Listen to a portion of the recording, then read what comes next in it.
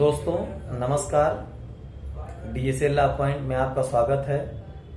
पिछली क्लास में हम लोग धारा 11 भारतीय नागरिक सुरक्षा संहिता तक देख लिए थे। आज हम लोग आगे जो है देखते हैं। धारा 12 जो है वो न्यायिक मजिस्ट्रेटों की स्थानीय अधिकारिता बताती है। स्थानीय अधिकारिता का अर्थ यह होता है कि जो भी मजिस्ट्रेट उस संबंधित न्यायालय में नियुक्त होगा तो उसको कितनी क्षेत्राधिकारिता दी जाएगी उसके विषय में ये सेक्शन बात करता है।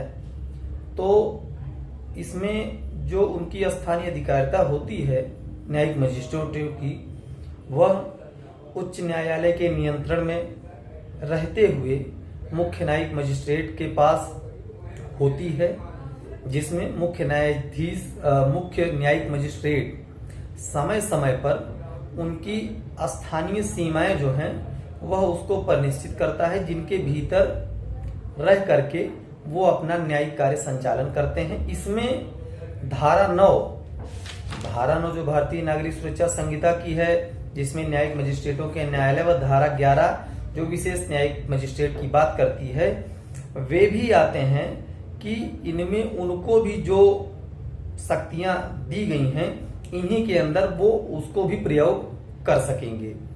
लेकिन एक है कि जो विशेष न्यायिक मजिस्ट्रेट के स्थानीय क्षेत्र की बात की गई है, वो अपने उस स्थानीय क्षेत्र के भीतर किसी भी स्थान पर अगर वो चाहते हैं तो अपनी बैठक का संचालन कर सकते हैं न्यायिक कार्य करने के लिए। अब इसके बाद आता है धारा 13, जिसमें न्यायिक मजिस्ट्रेटों का अधीनस्थ होना बताया गया है कि वो किनके अधीनस्थ होंगे। तो प्रत्येक न्यायिक मजिस्ट्रेट जो है, प्रत्येक मुख्य न्यायिक मजिस्ट्रेट सेशन न्यायाधीश के अधीनस्थ होते हैं, और जितने भी अन्य न्यायिक मजिस्ट्रेट हैं वह सेशन न्यायाधीश उन पर साधारण नियंत्रण रखता है। उनके साधारण नियंत्रण के अधीन रहते हुए वे मुख्य न्यायिक मजिस्ट्रेट के अधीनस्थ होते हैं और अपने कार्य का संचालन करते हैं। अगर उनको कोई ऐसा कार्य है कि जिसमें अपने उच्चाधिकारी को सूचना देना है या कुछ करना है, तो उसमें वो मुख्य न्यायिक मजिस्ट्रेट को सूचना दे करके कोई कार्य करते हैं ऐसा। अब धारा 13 की उपधारा 2 कहती है कि मुख्य न्यायिक मजिस्ट्रेट जो समय समय पर अपने ऐसे अधीनस्थ जो न्यायिक मजिस्ट्रेट है उनके कामों के वितरण के बारे में, डिस्ट्रीब्यूशन ऑफ द वर्क जो है, उसके लिए वो इस संहिता के अधीन जो संगत होंगे उसके लिए नियम बना सकेंगे या कोई आदेश दे सकेंगे। कि जैसे अब मान के चलिए कि किसी मजिस्ट्रेट के पास, न्यायिक मजिस्ट्रेट के पास कोई 2 थाना दिया गया है या 3 थाना दिया गया है, तो उसमें अब नया जो दूसरा थाना है वो किसी दूसरे को ट्रांसफर करना है और कोई दूसरा मामला इनके साथ संबंध करना है, तो वो उसके संगत में नियम धारा 13 में वो मुख्य न्यायिक मजिस्ट्रेट इनके लिए बना सकते हैं। तो ये तो हमारी रही जो धारा 9 से और धारा 13 तक। इसमें एक बार हम इनकी हेडिंग के विषय में देख लेते हैं कि ये जो न्यायिक मजिस्ट्रेट होते हैं इनके विषय में बात करती है। इनके विषय में कहा गया है, तो धारा 9 न्यायिक मजिस्ट्रेटों के न्यायालय की बात करता है। धारा 10 मुख्य न्यायिक मजिस्ट्रेट और अपर मुख्य न्यायिक मजिस्ट्रेट की बात करता है। धारा 12 न्यायिक मजिस्ट्रेटों की स्थानीय अधिकारिता बताता है। धारा 14 न्यायिक मजिस्ट्रेटों का अधीनस्थ होना बताता है कि किसके अधीनस्थ में वो काम करेंगे। अब धारा 14 से लेकर के धारा 17 तक कार्यपालक मजिस्ट्रेटों के विषय में बात किया गया है कि जो जितने भी जिले के एग्जीक्यूटिव वर्किंग होती है, कार्यपालकीय कार्य होते हैं, तो उनको मतलब कैटेगरी वाइज कैसे बांटा गया है, किसका काम कौन संचालित करेगा।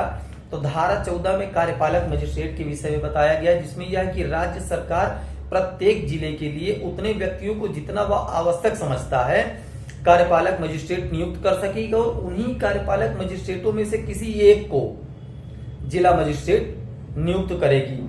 और इसकी उपधारा 2 कहती है कि राज्य सरकार ही ऐसे किसी कार्यपालक मजिस्ट्रेट को जो जिले में नियुक्त की है उनमें से किसी को एक अपर जिला मजिस्ट्रेट की नियुक्त कर सकेगी, और वो किसी विधि के अधीन रहते हुए, अगर जैसे मान के चलिए कि वो इस समय जिला मजिस्ट्रेट नहीं है, तो उनको जिला मजिस्ट्रेट की मतलब कि उनको काम करने के लिए भी दिया जा सकता है, और उनके पास जिला मजिस्ट्रेट की ही शक्तियां, जो अपर जिला मजिस्ट्रेट होंगे उनके पास जो है जिला मजिस्ट्रेट की ही शक्तियां दी जाएंगी, उनके पास निहित रहेंगी। उपधारा 3 कहती है कि अगर भाई जिला मजिस्ट्रेट कहीं काम से बाहर गया है तो उनका जो उत्तरवर्ती कोई अधिकारी होगा तो वह जो है जिला मजिस्ट्रेट के सभी कर्तव्यों का पालन जो है उस संहिता द्वारा, जो इस संहिता में उसको प्रदत्त की गई, उसको दी गई हैं, वो उसके अनुसार कार्य का संचालन करेगा।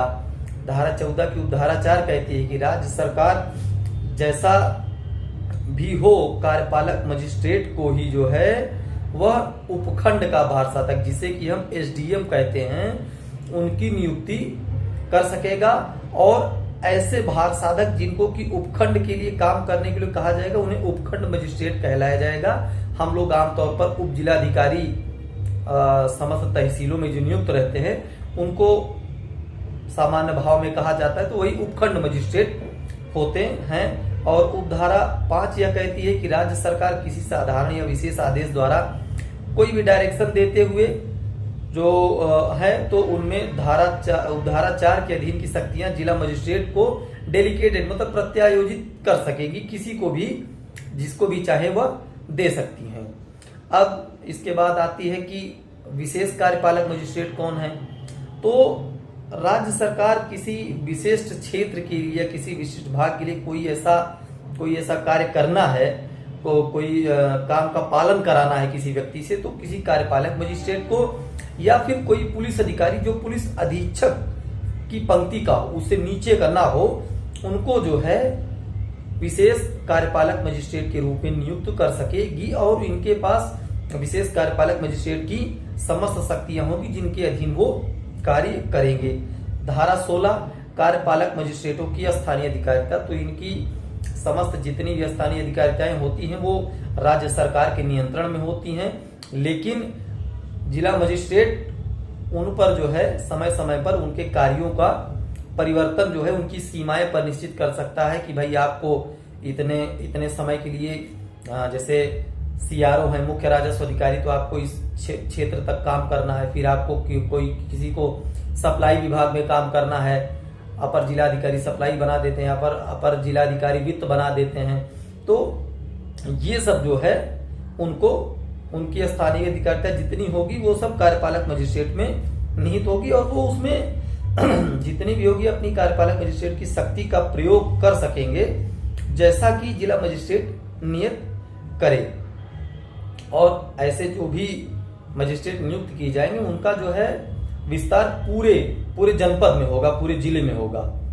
और धारा 17 कार्यपालक मजिस्ट्रेट की अधीनस्थ होना बताया गया है। तो सभी कार्यपालक मजिस्ट्रेट डीएम के अंडर में होते हैं, जिला मजिस्ट्रेट के अंडर में काम करते हैं।